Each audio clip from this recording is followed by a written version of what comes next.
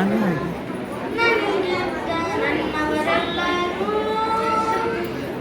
ನನ್ನ ಬಿಟ್ಟು ದೂರ ಹೋದರು. ಎಷ್ಟೆಷ್ಟು ಕಷ್ಟಗಳಿಗೆ ಗುರಿ ಮಾಡಿದರು, ನನ್ನ ಬಿಡಲೇ ಇಲ್ಲ ಏಸಯ್ಯ. ಎಷ್ಟೆಷ್ಟು ಕಷ್ಟಗಳಿಗೆ ಗುರಿ ಮಾಡಿದರು, ನನ್ನ ಬಿಡಲೇ ಇಲ್ಲ ಏಸಯ್ಯ.